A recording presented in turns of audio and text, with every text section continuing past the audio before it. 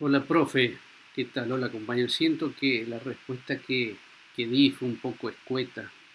Ocurre que, bueno, he tenido una semana complicada y la verdad uno ya tiene pocas ganas de escribir. Tal vez la oralidad nos invita a una forma más coloquial y amena de hablar. Me permitan explayarme un poco más sobre qué quise decir.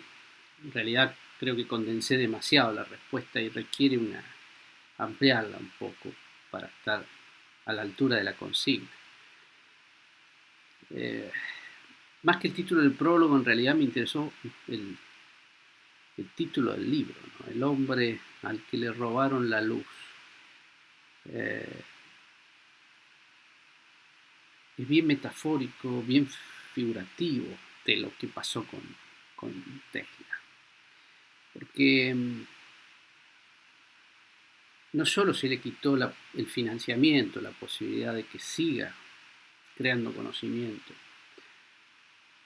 construyendo y desarrollando nuevas tecnologías, sino que además se lo ocultó de la historia oficial, se lo marginó. Es decir, le robaron la luz en todos los aspectos, por el usufructo que hicieron de sus patentes, porque lo imposibilitaron de seguir desarrollando nuevos artefactos, impulsando la humanidad hacia adelante. Usualmente decimos desde el iluminismo para acá, desde el siglo XVIII, que los seres humanos estamos siempre persiguiendo la luz, buscando la verdad. Y en esa marcha andamos. En esa marcha estamos todos, algunos más, otros menos, guiados por diferentes intereses. Cada uno sabrá qué lo motiva más. Esta evidentemente era altruista, si bien ganó sus millones, en algún momento de su vida murió pobre. Y también pensaba que, como todos, era hijo de su tiempo. Él se adelantó mucho a su tiempo. Algunas ideas eran propias de su tiempo. Por ejemplo, eh, la utilización de los tubos de rayos catódicos que deviene en el descubrimiento tanto del electrón, que en el fondo es el principio de funcionamiento de cualquier televisor, el televisor de mi época, los de ahora ya no vienen con ese sistema, digamos los LED y los plasmas, la generación de rayos X, todo eso se basa en el confinamiento de un gas en un tubo uh, casi al vacío, el cual es inducido con una carga eléctrica, lo que provoca la excitación de las moléculas del gas, la ionización y la salida a gran velocidad de los electrones, que son partículas negativas de las capas exteriores de los átomos, que impactan contra las paredes de vidrio provocando fluorescencia, que es la luz que veíamos nosotros en los viejos televisores, ¿no es cierto? Pues estas ideas estaban presentes. De hecho, J.J. Thomson recibe el premio Nobel al principio del siglo XX por desarrollar esto, por utilizar el tubo de rayos catódicos que Crookes había inventado, de la misma manera que Roentgen recibe el premio Nobel por el descubrimiento de los rayos Roentgen, también conocidos como rayos X. Hacia 1895-1896 saca la primera placa radiográfica de la historia en público, en una presentación en Alemania. Estas ideas estaban en la época, estas son cosas propias del debate de los tiempos. Sin embargo, Tesla, además de abrevar de todos los descubrimientos y estar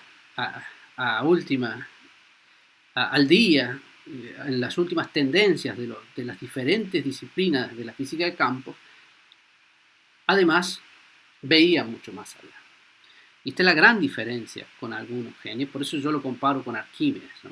Su hierón, digamos, al tirano de Siracusa, que lo financió como un mecenas, lo apoyó y lo ayudó a desarrollar todos los inventos que logró hacer, desde el tornillo sin fin hasta encontrar el número pi. Fue el primero que encuentra la razón de la longitud de la circunferencia del radio de 3, 14, 15 y 16, el famoso número racional que todos conocimos en la escuela. Así que Además, le permitió, ese mecenazgo le permitió a Arquímedes, dicho sea de paso, defender las murallas de Siracusa cuando las tropas romanas llegan frente a las murallas y Claudio Marcelo está 2 o 3 días paseando con sus uniformes de gala, con mucha pompa, para amedrentar a los habitantes de Siracusa y manda a sus embajadores a parlamentar exigiendo la rendición de Siracusa, a los cuales los siracusanos, guiados militarmente por las máquinas de Arquímedes, respondieron de ninguna manera, váyanse de acá, y empezó el sitio atroz. Bueno, cosas de la historia que todos conocemos. Así que, para no ahondar en esos detalles, Arquímedes aterró a los romanos con diferentes tipos de máquinas que salían de las murallas, les tiraba de todo, de catapultas, brazos mecánicos, etc. Finalmente encuentra la muerte el gran Arquímedes, según la leyenda, abstraído, dibujando círculos en la arena cuando los romanos logran ingresar en la fiesta de Diana, una fiesta propia de la ciudad de Siracusa, encontrando las defensas de la ciudad un poco desprotegidas.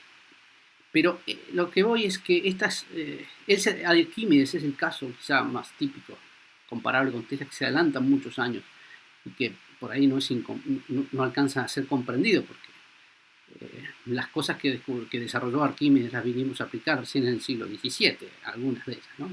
La mayoría. Es un poco también lo que pasa, la disputa esta que había entre los descubrimientos. Me interesa el tema de la disputa de los descubrimientos en ciencia. Es un poco la disputa que ocurrió entre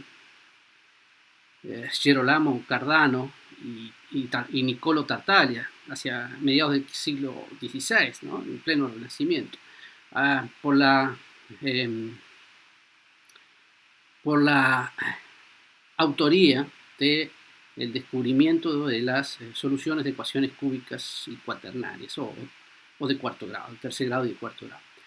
Niccolo Tartaglia y Cardano discutieron mucho sobre esta cuestión. Niccolo Tartaglia había ya vencido en un debate público a Di Fiori, si mal no recuerdo, otro matemático que se atribuía las soluciones. Tartaglia lo venció muy bien, y después Cardano, cuando publica el Ars Magna, digamos, utiliza algunas ideas de Tartaglia se ofende. Son los primeros reclamos de patente de la historia.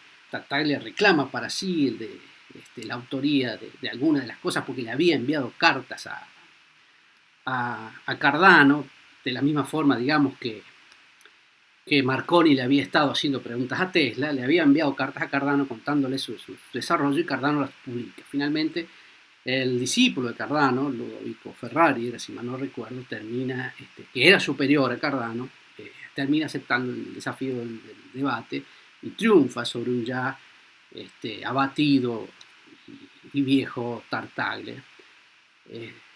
Pero también pasó este tipo de disputa entre Leibniz y Newton. Todos recordamos la disputa por el origen del cálculo infinitesimal, ¿no? Es decir, un descubrimiento que cambió la faz de los hechos, como decía el cardenal Richelieu, porque permitió hacer todo tipo de avances en todas las disciplinas y ponerlo en práctica, sobre todo en la mecánica y en otras ramas, que fue el descubrimiento del cálculo infinitesimal. Pero Newton llega al descubrimiento pensando en términos estrictamente físicos, es decir, como se acuerdan ustedes, yo fui al colegio industrial, por eso estas cosas las aprendíamos en el cuarto año de la secundaria. Digamos, Newton llegó pensando en cómo variaba la velocidad de un objeto en movimiento respecto del espacio que iba recorriendo. La razón de cambio de la velocidad respecto del espacio es lo que comúnmente se conoce como velocidad instantánea en un momento puntual. Mientras que Leibniz llegó pensando en términos estrictamente geométricos. Leibniz se trazó un círculo y empezó a trazar secantes en el círculo, y a medida que la secante atravesaba el círculo y la iba corriendo desde un punto de vista de una matemática dinámica, no estática, la va corriendo, hasta que la recta secante se hace tangente con la superficie del círculo, con la circunferencia del círculo. En ese momento la pendiente de la recta tangente es igual a la pendiente de del círculo en ese punto. Eso es lo que se llama la derivada primera, de una curva en geometría y en matemáticas, ¿cierto? Bueno, esta disputa fue muy grande, involucró a nobles, cierto, al duque de Hanover, que después se convierte en rey de Inglaterra, y el duque de Hanover, pese a que Leibniz vivía en Hanover, no pudo defender a Leibniz, y todas sus obras fueron, como ustedes saben, guardadas bajo llave en el archivo ducal, y recién en el siglo XX hemos podido tener acceso a las obras de Leibniz. Y fue otro de esos hombres que tocó todos los campos del conocimiento, digamos, es el filósofo más completo después de Aristóteles. Más de 100 volúmenes se van a publicar, no se han terminado de publicar todavía las obras completas de Leibniz. Tocó todos los campos posibles, desde lógica hasta matemática, física, historia natural, etcétera, etcétera. Esto le pasó a Darwin también. Esto pasó con Darwin. Esta cuestión de que, sin embargo, Darwin tuvo la generosidad de publicar las ideas de Wallace junto con las de él. Cuando Wallace, caído en desgracia porque había naufragado su barco, como recordarán ustedes, uno de los barcos, si mal no recuerdo, cuando venía del Amazonas bajando y vuelve a Inglaterra con una colección única de especímenes y con sus teorías ya más o menos desarrolladas en la mente sobre la selección natural, naufraga, pierde todo, y eso le retrasa muchos años su proceso creativo. Finalmente termina publicando algunas ideas hasta que va a Indonesia después, y desde Indonesia le envía cartas a Darwin diciéndole lo que estaba pensando. Y Darwin, en un muy buen gesto, lo publica, sin que Wallace se lo haya pedido. Dice: nadie podría haber escrito un resumen mejor que yo, que el señor Wallace, de las ideas que estoy desarrollando. Entonces llegan juntos al mérito. Wallace, que era un investigador que de alguna manera, un historiador natural que de alguna manera venía cayendo en desgracia por todos estos infortunios, encuentra con Darwin de vuelta la llave para volver, ¿no?, a la élite académica. Esto es más o menos un poco lo que siento de las ideas que están en el fondo de una época y que pueden en algún momento surgir a la vez en dos o tres pensadores que llegan por distintas vías a las mismas conclusiones, a los mismos resultados. Está en la generosidad de ellos, en la falta de egoísmo, en el desprendimiento, que estas controversias se solucionen pacíficamente y de buen modo, como hizo Darwin, y no terminen en guerras y enemistades permanentes, como ha pasado con Leibniz, con Newton, y como pasó con Tesla, Edison y Marconi, ¿no es cierto? Lamentablemente. Aunque aquí ya había un interés económico mucho más potente. En los tiempos que hablamos, en el 17 y durante el romanticismo, no movía más que la curiosidad a los investigadores, no tanto el fundamento económico. Capaz Tesla quizás se parece más en eso a aquellos viejos científicos, el ideal de buscar la verdad, sin andar buscando cosas acá, es decir, utilizando el dinero que se gana legítimamente para volverlo a invertir, para seguir buscando nuevas cosas, ¿no es cierto? Seguir en esa apasionante aventura del conocimiento.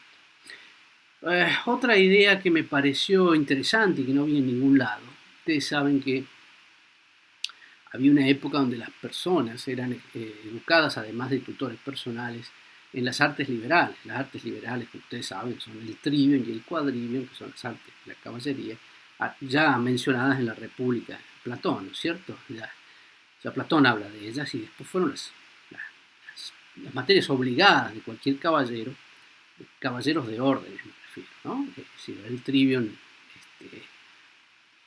lógica, gramática y retórica, y el quadrivium, aritmética, geometría, música y astronomía. Es decir, cualquier persona medianamente culta o culta de la época debía dominar estas artes, y así se enseñaba a los más jóvenes.